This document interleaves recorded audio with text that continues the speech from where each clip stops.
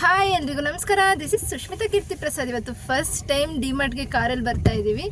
So ಇಲ್ಲಿ ಹೇಗಿರುತ್ತೆ ಏನು ಅಂತ ಗೊತ್ತಾಗಬೇಕು ಅಂದರೆ ವ್ಲಾಗ್ನ ಕಂಟಿನ್ಯೂಸ್ ಆಗಿ ನೋಡ್ತಾ ಇರಿ. So welcome to Sukhi YouTube channel.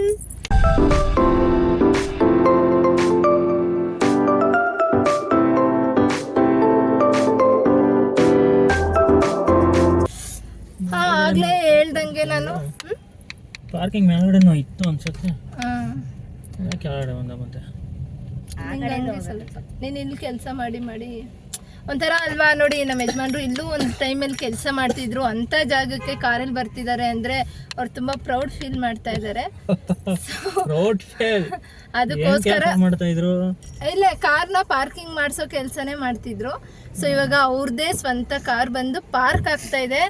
So ಅವರು ಒಂಥರ ಫೀಲ್ ಆಗ್ತಿದೆ ಅಂತ ನನ್ನ ಹತ್ರ ಶೇರ್ ಮಾಡ್ಕೋತಿದ್ರು. ಹಾಗಾಗಿ ವ್ಲಾಗ್ನ ಈಗಲೇ ಸ್ಟಾರ್ಟ್ ಮಾಡಿದೆ. ಅಂದರೆ ಏನಪ್ಪ ಬರೀ ಡಿಮಾರ್ಟ್ ವ್ಲಾಗೇ ಆಗ್ತಾಳೆ ಅಂತ ಅಂದ್ಕೊಂಡು ನಾನು ಇಷ್ಟೊತ್ತು ವ್ಲಾಗ್ ಸ್ಟಾರ್ಟ್ ಮಾಡಿರಲಿಲ್ಲ. ಬಟ್ ನಮ್ಮ ಯಜಮಾನ್ರು ಫೀಲಿಂಗ್ ಶೇರ್ ಮಾಡ್ಕೋತಾ ಇದ್ರಲ್ಲ, ಸೊ ಹಾಗಾಗಿ ಅದನ್ನು ಕ್ಯಾಪ್ಚರ್ ಮಾಡ್ಕೊಳ್ಳೋಣ ಅಂತ ಹಾಕಿದ್ದೀನಿ. ಸೊ ಇವತ್ತು ಸ್ವಲ್ಪ ಶಾಪಿಂಗ್ ಜಾಸ್ತಿನೇ ಇದೆ. ಇವತ್ತು ಶಾಪಿಂಗ್ಗೆ ಬರುತ್ತೆ ಲಡ್ಡು ಇಬ್ಬರು ಕೂಡ ಬಂದಿದ್ದಾರೆ. ಜೊತೆಗೆ ನಮ್ಮ ಪಾಪುನು ಬಂದಿದೆ ಅಲ್ಲಮ್ಮ. ಹಾಯ್ ಏನು ಹಾಯ್. ಸೊ ಸ್ವಲ್ಪ ಶಾಪಿಂಗ್ ಜಾಸ್ತಿನೇ ಇದೆ ಇವತ್ತು. ಬೇಗ ಮಾಡ್ಕೊಂಡು ಹೋಗಬೇಕು. ಅವರು ಮಾರ್ನಿಂಗಿಂದ ಅಲ್ಲಿ ಇಲ್ಲಿ ಹೋಗಿ ಬಂದು ತುಂಬಾ ಟಯರ್ಡ್ ಆಗಿದೆ ಅಂತ ಹೇಳ್ತಾ ಇದ್ದಾರೆ. ಸೊ ಬೇರೆ ದಿನ ನನಗೆ ಟೈಮ್ ಸಿಗಲ್ಲ ಅಂತ ಹೇಳಿ ಇವಾಗಲೇ ಬಂದು ಶಾಪ್ ಮಾಡ್ತಾ ಇದ್ದೀವಿ. ಸೊ ಏನೇನು ಶಾಪ್ ಮಾಡ್ತೀವಿ ಅಂತ ವ್ಲಾಗ್ನ ಕಂಟಿನ್ಯೂಸ್ ಆಗಿ ನೋಡ್ತಾ ಇರಿ, ನಿಮಗೆ ಗೊತ್ತಾಗುತ್ತೆ. ಫೈನಲಿ ನಮ್ಮ ಕಾರು ಪಾರ್ಕ್ ಆಗಿದೆ.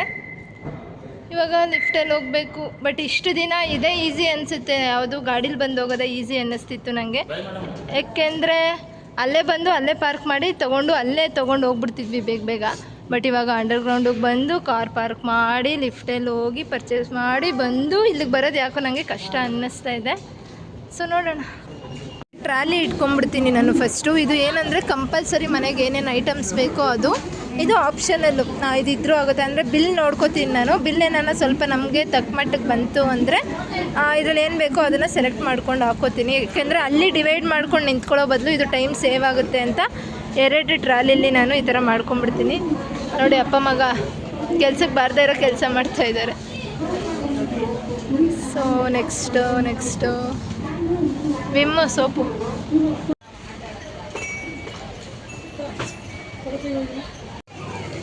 ಡಿಮಾರ್ಟಿಗೆ ಬಂದರೆ ಇದೊಂದು ಕೆಲಸ ಅವ್ರಿಗೆ, ಪಾಪನ್ ನೋಡ್ಕೊಳ್ಳೋದು. ಶಾಪಿಂಗ್ ಮಾಡಿ ಸಾಕಾಯಿತು. ಅದಕ್ಕೆ 2 ಪಿಜ್ಜಾ ಆರ್ಡ್ರ್ ಮಾಡಿ ತಿಂತಾ ಇದ್ದೀವಿ. ಹೋಗ್ತತ್ಕೋ ಲಡ್ಡು ಡಯಟ್ ಮಾಡ್ತೀನಿ ಅಂತಿದ್ದಲ್ವೇನಾ. ಓಪನ್ ಮಾಡೋಣ. ತಿಂತೀಯಮ್ಮ ನಿಜವಾಗ್ಲೂ ನಾ ಬಂಗದಿ. ಪಾಪುಗೆ ಪನ್ನೀರು ಫೇವ್ರೇಟು ಅಲ್ಲಮ್ಮ.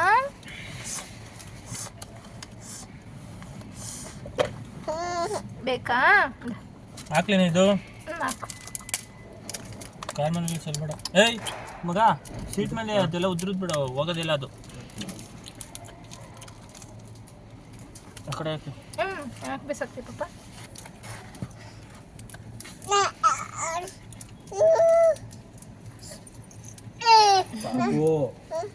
ಬಿಸಿ ಒಂದೊಂದು ಪಾಪ. ಓಕೆ, ನಾನು ಹಿಂಗೆ ವಿಡಿಯೋ ಮಾಡ್ಕೊಂಡು ಕೂತಿದ್ರೆ ನಮ್ಮ ಮನೆಯವರೆಲ್ಲ ತಿಂದು ಖಾಲಿ ಮಾಡಿಬಿಡ್ತಾರೆ. ಸೊ ನಾನು ತಿನ್ಕೊಂಡು ಮನೆಗೆ ಹೋಗಿ ಸಿಗ್ತೀನಿ. Keep watching. ಬಾಯ್. ಸ್ವಾಮಿ ಮನೆಗೆ ಬಂದು ಸೇರಿದ್ವಿ. ಸೊ ಮನೆಗೆ ಬಂದ ತಕ್ಷಣ ಏನು ಅಂದರೆ ಫಸ್ಟು ನಾವು ಬಿಲ್ನ ಕ್ರಾಸ್ ಚೆಕ್ ಮಾಡ್ಕೋಬೇಕು. ಫ್ರೀ ಇದ್ದರೆ ಅಲ್ಲಿ ಡಿಮಾರ್ಟ್ ಹತ್ರನೇ ಮಾಡ್ಕೊಂಡ್ಬಿಡ್ತೀವಿ. ಬಟ್ ಪಾಪು ಇದ್ದಿದ್ದರಿಂದ ಇವತ್ತು ಆಗಲಿಲ್ಲ. ಸೊ ಮನೆಗೆ ಬಂದ ತಕ್ಷಣ ಎಲ್ಲ ಏನೇನು ತಂದಿದ್ದೀವಿ, ಎಷ್ಟು ಐಟಮ್ ಇದೆ ಎಲ್ಲ ಕರೆಕ್ಟಾಗಿದೆಯಾ ಅಂತ ಒಂದ್ಸಲ ಕ್ರಾಸ್ ಚೆಕ್ ಮಾಡ್ಕೊಳ್ತಾ ಇದ್ದೀನಿ. ಅಪ್ಪ ಫುಲ್ ಟಯರ್ಡಾಗೋಗಿದೆ. ನಿಮಗೆ ಕಾಣಿಸ್ತಿರ್ಬೋದು ನನ್ನ ಫೇಸಲ್ಲಿ ಆ ಟಯರ್ಡ್ನೆಸ್ಸು. ಯಾಕೆಂದರೆ ಸಂಗಮ್ಗೆ ಹೋಗಿ ಬಂದು ನೆಕ್ಸ್ಟ್ ಡೇನೇ ಡಿಮಾರ್ಟ್ಗೆ ಹೋಗಿ ಬಂದ್ವಿ. ಯಾಕೆಂದರೆ ಅದು ನಮ್ಮ ಅಕ್ಕನ ಮನೆಗೆ ಹತ್ರ ಇರೋದ್ರಿಂದ ಅಲ್ಲಿಂದನೇ ಬಂದುಬಿಟ್ವಿ. ಯಾಕೆಂದರೆ ನಮ್ಮ ಯಜಮಾನ್ರ ಮನೆಗೆ ಬಂದಮೇಲೆ ಹೋಗೋಕ್ಕೆ ಸ್ವಲ್ಪ ಕಷ್ಟ ಆಗುತ್ತೆ. ಸೊ ಹಾಗೆ ಹೋಗಿ ಅಲ್ಲಿಂದನೇ ತಂದುಬಿಟ್ವಿ ಒಟ್ಟಿಗೆ. ಸೊ ಅದಕ್ಕೆ ತುಂಬಾ ಸುಸ್ತಾಗಿ ಹೋಗಿದೆ. ಅದು ಬೇರೆ ನೈಟು ಮನೆಗೆ ಬಂದು ಸೇರೋ ಅಷ್ಟರಲ್ಲಿ ಸ್ವಲ್ಪ ಲೇಟ್ ಬೇರೆ ಆಗಿತ್ತಲ್ಲ. ಸೊ ಹಾಗಾಗಿ ಬಂದ ತಕ್ಷಣ ಯಾವ್ದ್ಯಾವುದು ಏನೇನು ಅಂತ ಹೇಳಿ ಎಲ್ಲ ಡಿವೈಡ್ ಮಾಡಿ ಇಟ್ಕೊತಾ ಇದ್ದೀನಿ ಫಸ್ಟು. ಆಮೇಲೆ ಈಸಿಯಾಗಿ ನೀಟಾಗಿ ಅದನ್ನು ಅದಾದ್ರ ಜಾಗದಲ್ಲಿ ಇಟ್ಕೊಂಡ್ಬಿಡ್ಬೋದು. ಓಕೆ, ನಾನು ಇವಾಗ ಮನೆಗೆ ಬಂದ ತಕ್ಷಣ ಈ ಥರ ಡಿವೈಡ್ ಮಾಡಿ ಇಟ್ಕೊಂಡ್ಬಿಡ್ತೀನಿ. ಅಂದರೆ ಎಷ್ಟು ಐಟಮು ಏನು ಅಂತ ಡಿವೈಡ್ ಮಾಡಿ ಇಟ್ಕೊಳ್ತೀನಿ. ಬಿಲ್ಲು ನಮ್ಮದು ಎಷ್ಟು 3,519 ರೂಪಾಯಿ ಆಗಿದೆ. ಆ್ಯಕ್ಚುಲಿ ನಾನು ಈ ಸಲ 4,000 ಆಗುತ್ತೆ ಅಂತ ಫಿಕ್ಸ್ ಮಾಡ್ಕೊಂಡು ಹೋಗಿದ್ದೆ. ನಮ್ಮ ಯಜಮಾನ್ರಿಗೆ ಹೇಳಿದೆ ಈ ಸಲ ಒಂದು 500 ರೂಪಾಯಿ ಜಾಸ್ತಿ ಆಗ್ಬೋದು ಅಂತ. ಬಟ್ ಓಕೆ, 3,500 ಆಗಿದೆ. ಇದರಲ್ಲಿ ಅಕ್ಕಿ ನಾನು ಸ್ವಲ್ಪ ಕಮ್ಮಿ ತಂದಿದ್ದೀನಿ, ಮತ್ತು ಎಣ್ಣೆ ಕೂಡ ಅಷ್ಟೇ ಒಂದು ಕಮ್ಮಿ ತಂದಿದ್ದೀನಿ. ಹಾಗಾಗಿ ಕಮ್ಮಿ ಬಿದ್ದಿದೆ ಅಂತ ನನಗನ್ನಿಸ್ತಾ ಇದೆ. ಸೊ 3,500ರಲ್ಲಿ ನಾವು 1,151 ರೂಪಾಯಿನ ಸೇವ್ ಮಾಡಿದ್ದೀವಿ ಅಂತ ಕೊಟ್ಟಿದ್ದಾರೆ. ಬಟ್ ಓಕೆ, ವರ್ತ್ ಅನಿಸುತ್ತೆ ನನಗೆ. ಈ ಮಾಮೂಲಿ ರೇಷನ್ ಅಂಗಡಿ, ಈ ಹೋಲ್ಸೇಲ್ ತೊಗೊಳೋದಕ್ಕಿಂತ ಡಿಮಾರ್ಟು ಬೆಸ್ಟ್ ಅನಿಸ್ತು ನನಗೆ. ಎಷ್ಟು ಟೋಟಲ್ ನಾವು 37 ಐಟಮ್ ತೊಗೊಂಡಿದ್ದೀವಿ. ಅದಕ್ಕೆ 3,519 ರೂಪಾಯಿ ಆಗಿದೆ. ಓಕೆ, ಇವಾಗ ನಾನು ಏನೇನು ಅಂದರೆ ಆ್ಯಕ್ಚುಲಿ ನಾನು ಬರೀ ಶಾಪಿಂಗ್ ಮಾಡಿದೆ ಅಂತಲೇ ವೀಡಿಯೋಸ್ ಮಾಡ್ತಿದ್ದೆ ಇಷ್ಟು ದಿನ. ಬಟ್ ಇವತ್ತು ಏನೇನು ಶಾಪ್ ಮಾಡಿದೆ ಅಂತ ಕೂಡ ತೋರಿಸೋಣ ಅಂತ ಅಂದ್ಕೊಂಡಿದ್ದೀನಿ. ಆಮೇಲೆ ಒಳಗಡೆ ಶಾಪಿಂಗ್ ಮಾಡೋದು ನೀವು ನೋಡಿರ್ತೀರ. ಆಲ್ಮೋಸ್ಟ್ ಒಂದು 3ರಿಂದ 4 ವಿಡಿಯೋ ಹಾಕಿದ್ದೀನಿ ನಾನು ನನ್ನ ಯೂಟ್ಯೂಬ್ ಚಾನಲಲ್ಲಿ ಡಿಮಾರ್ಟ್ ಬಗ್ಗೆನೇ. ಸೊ ಇವತ್ತು ಸ್ವಲ್ಪ ಡಿಫ್ರೆಂಟಾಗಿ ನಾನು ಏನೇನು ತೊಗೊಂಡೆ, ಮನೆಗೆ ಏನೇನು ನೀಡ್ ಇದೆ ಅಂತ ತೋರಿಸೋದ್ರಿಂದ ನಿಮಗೂ ಒಂದು ಐಡಿಯಾ ಬರುತ್ತೆ ಅಂತ ವಿಡಿಯೋನ ಸ್ಟಾರ್ಟ್ ಮಾಡ್ತಾ ಇದ್ದೀನಿ. ಸೊ ಫಸ್ಟು ನಾನು ಈ ಬಾಂಡ್ಲಿ ತೊಗೊಂಡೆ, ಪುಟಾಣಿ ಬಾಂಡ್ಲಿ ಇದು. ಆ್ಯಕ್ಚುಲಿ ನಾನು ಇದನ್ನ ತುಂಬ ಹುಡುಕ್ತಾ ಇದ್ದೆ. ಮಾಮೂಲಿ ಇಷ್ಟು ದಪ್ಪದು, ಇಷ್ಟು ಚಿಕ್ಕದಿದೆ ಮನೇಲಿ ಬಾಂಡ್ಲಿ, ಅಂದರೆ ಒಗ್ಗರಣೆದು ಹಾಕ್ತಾರಲ್ಲ ಆ ಥರ ಬಾಂಡ್ಲಿ ಚಿಕ್ಕದಿದೆ. ಸೊ ಅದರಲ್ಲಿ ಪಾಪುಗೆ ಮಾಡ್ತಿದ್ದೆ. ಬಟ್ ಅದು ಯಾಕೋ ನನಗೆ ಸ್ವಲ್ಪ ಸರಿ ಹೋಗಲಿಲ್ಲ. ಈ ಥರ ಅಗಲ ಬಾಂಡ್ಲಿ ಥರ ಬೇಕು ಅಂತ ನಾನು ಅಂದ್ಕೊಂಡೆ. ಒಂಥರ ಏನಂತಾರೆ, ಮನಸ್ಸಲ್ಲೇ ಅಂದ್ಕೊಂಡು ಹೋದೆ. ಬಟ್ ನಂಗೆ ಹೋದ ತಕ್ಷಣ ಪಟ್ ಅಂತ ಕಣ್ಣಿಗೆ ಬಿತ್ತು. ಅದು ನಾನು ಅಂದ್ಕೊಂಡಿದ್ದ ರೇಟ್ಗಿಂತ ತುಂಬ ತುಂಬ ತುಂಬ ಕಮ್ಮಿಗೆ ಸಿಕ್ಕಿದೆ ನನಗೆ. ಬರೀ 92 ರೂಪೀಸ್ಗೆ ಸಿಕ್ಕಿದೆ. ಆ್ಯಕ್ಚುಲಿ ರೇಟ್ನ ಮೆನ್ಷನ್ ಮಾಡ್ಬೋದೋ ಇಲ್ವೋ ಗೊತ್ತಿಲ್ಲ ನನಗೆ. 265 ರೂಪೀಸ್ದು ನನಗೆ 92 ರೂಪೀಸ್ಗೆ ಸಿಕ್ಕಿದೆ.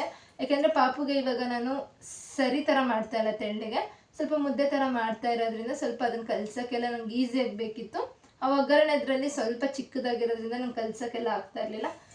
ಸೊ ಇದು ವರ್ತ್ ಅನ್ನಿಸ್ತು, ಹಾಗಾಗಿ ಈ ಸಲ ನಾನು ಇದನ್ನು ತೊಗೊಂಬಂದಿದ್ದೀನಿ. ನೆಕ್ಸ್ಟು ಪನ್ನೀರು. ಪಾಪುಗೆ ಯೂಶಲಿ ಸ್ವಲ್ಪ ಪ್ರೋಟೀನ್ ಕೊಡೋಣ ಅಂದ್ಬಿಟ್ಟು ಸ್ನ್ಯಾಕ್ಸ್ ಥರ ಮಾಡ್ಕೊಡ್ತೀನಿ. ಸೊ ಹಾಗಾಗಿ ಒಂದು ಪನ್ನೀರು, ಜೊತೆಗೆ ಬಟರು. ನಾನು ಬಟರು ಕ್ಯೂಬ್ಸ್ ಅಂದರೆ ಫುಲ್ ಬರುತ್ತಲ್ಲ, 1/2 kg 1/4 kg ಆ ಥರದ್ದು ತರಲ್ಲ. ಆ ಥರದ್ದು ತಂದರೆ ಮೆಷರ್ಮೆಂಟು ಇರಲ್ಲ, ಸುಮ್ಮನೆ ಖಾಲಿ ಪೋಲಿ ಆಗೋಗುತ್ತೆ. ಸೊ ಹಾಗಾಗಿ ಈ ಥರ ತಂದರೆ ಒಂದೊಂದು ಕ್ಯೂಬ್ಸ್ನ ನಾವು ಯೂಸ್ ಮಾಡ್ಕೋಬೋದು. ಸೊ ಹಾಗಾಗಿ ನಾನು ಯಾವಾಗಲೂ ಇದೇ ಥರ ಕ್ಯೂಬ್ಸ್ನ ತಗೊಬರೋದು.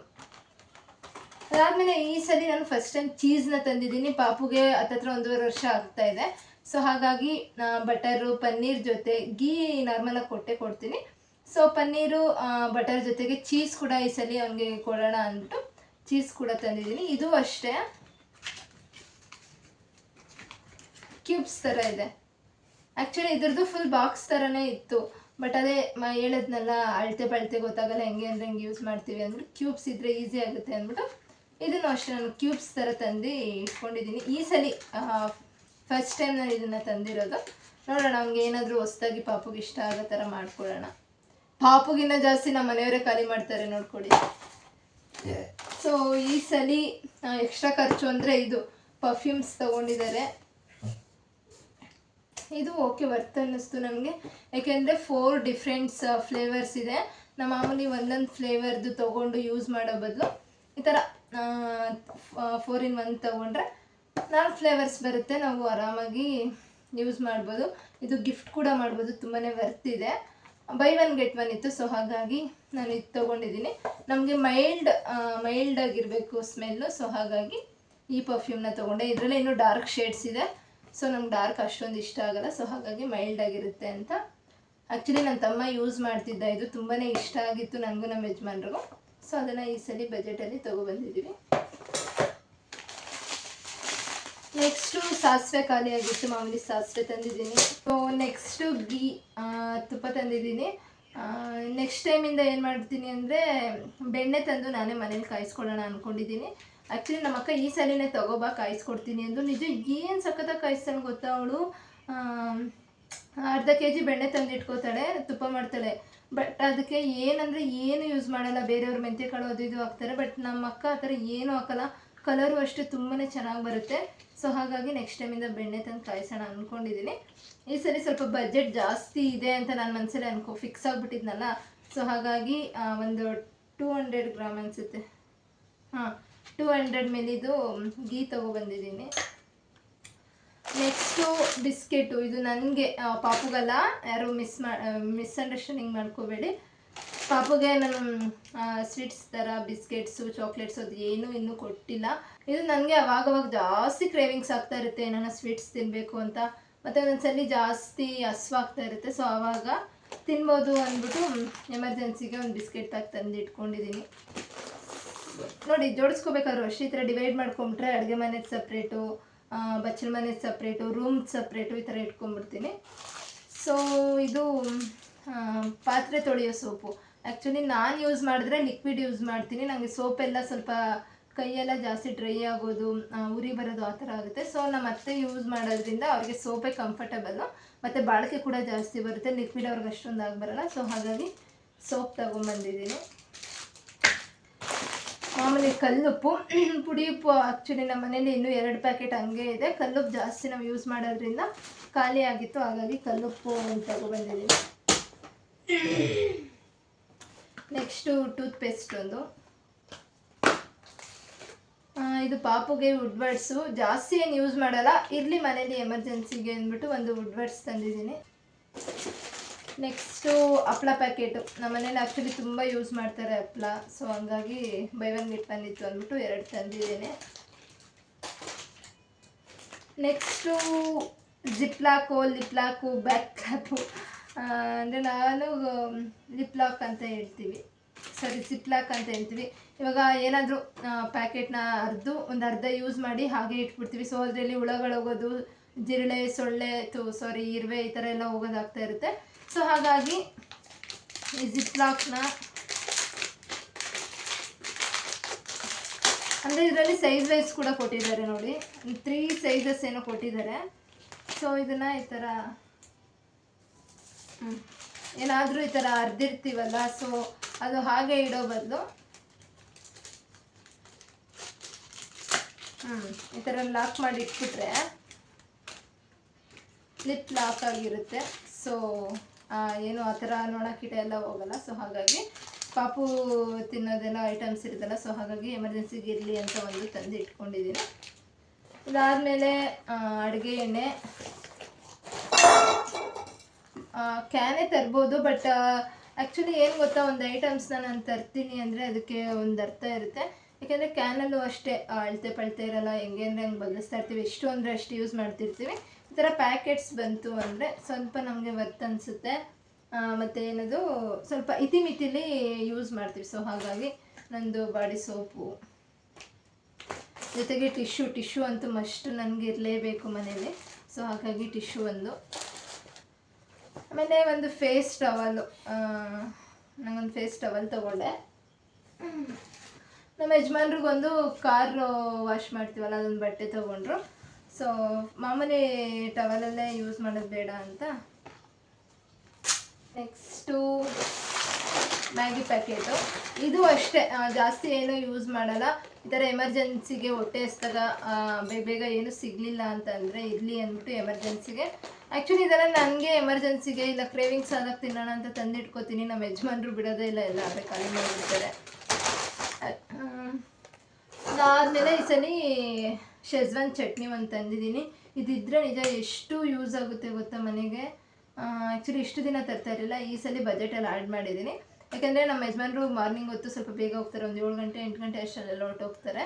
ಸೊ ನಾನಿದ್ದು ಸ್ವಲ್ಪ ಟಿಫನ್ ಎಲ್ಲ ಮಾಡಿಕೊಡೋದು ಸ್ವಲ್ಪ ಲೇಟ್ ಆಗೋದ್ರಿಂದ ಮಾಮೂಲಿ ಅನ್ನ ಮಾಡಿ ಸ್ವಲ್ಪ ವೆಜಿಟೇಬಲ್ಸ್ನ ಒಗ್ಗರಣೆ ಹಾಕಿ ಚಟ್ನಿ ಹಾಕ್ಬಿಟ್ಟು ಕಲಿಸ್ಕೊಟ್ರೆ ಫ್ರೈಡ್ ರೈಸ್ ರೆಡಿ ಆಗುತ್ತೆ. ತುಂಬಾ ಚೆನ್ನಾಗಿರುತ್ತೆ. ಇದು ಮೊಟ್ಟೆ ಜೊತೆ ಕೂಡ ಹಾಕ್ಕೊಡ್ಬೋದು, ಚಿಕನ್ ಜೊತೆ ಕೂಡ ಹಾಕ್ಬೋದು, ವೆಜಿಟೇಬಲ್ಸ್ ಜೊತೆ ಕೂಡ ಹಾಕ್ಬೋದು. ಸೊ ಬೇಗ ಆಗುತ್ತೆ ಅಡುಗೆ ಅನ್ನೋ ರೀಸನ್ಗೆ ತಂದು ಇಟ್ಕೊಂಡಿದ್ದೀನಿ. ನೆಕ್ಸ್ಟು ಚಕ್ಲಿ, ಮಾಮೂಲಿ ಇದೆಲ್ಲ ಕುರುಕುಲು ತಿಂಡಿ ಇರಲೇಬೇಕಲ್ಲ. ಆ್ಯಕ್ಚುಲಿ ಹೇಳಬೇಕು ಅಂದರೆ ನಾನು ನಮ್ಮ ಯಜಮಾನ್ರು ಇದ್ದಾಗಲೇ 3,000 3,500 ಬಿಲ್ ಮಾಡ್ತಿದ್ವಿ. ಬಟ್ ಇವಾಗ ಇಲ್ಲೂ ಬಂದಾಗಲೂ 3,000 3,500 ಇಷ್ಟು ಜನ ಇದ್ದಾಗಲೂ ಆಗ್ತಿದೆ. ಯಾಕೆಪ್ಪ ಅಂತ ನನ್ನ ಗಂಡನ ಕೇಳಿದಾಗ ನಿಂಗೆ ಮೇಯಕ್ಕೆ ಬೇಕಿತ್ತಲ್ಲ ಕುರುಕುಲು ತಿಂಡಿ, ಅದಕ್ಕೆ ಜಾಸ್ತಿ ಇನ್ವೆಸ್ಟ್ ಮಾಡ್ತಿದ್ದೆ ಅಂತ ಬೈತಿದ್ರು. ಬಟ್ ಇವಾಗ ನೋಡಿ ನಾನು ತಿನ್ನೋ ಐಟಮ್ ತಂದಿರೋದೇ ಬಿಸ್ಕೆಟ್ ಒಂದು, ಚಕ್ಲಿ ಒಂದು, 2 ಐಟಮು. ಅವಾಗ ಅಂದರೆ ಜ್ಯೂಸ್ಗಳು, ಚಾಕ್ಲೇಟ್ಗಳು, ಬಿಸ್ಕೆಟ್ಗಳು ಮತ್ತು ಈ ಥರ ಚೋಚೋ, ಈ ಥರ ತುಂಬ ಥರ ಕುರುಕುಲು ತಿಂಡಿ ತಿಂತಾ ಇದ್ವಿ. ನಾನು ನಮ್ಮ ಮನೆಯವ್ರು ಸೇರಿಕೊಂಡು, ನಾನು ಒಬ್ಬಳೇ ಅಂತೂ ಅಲ್ಲ.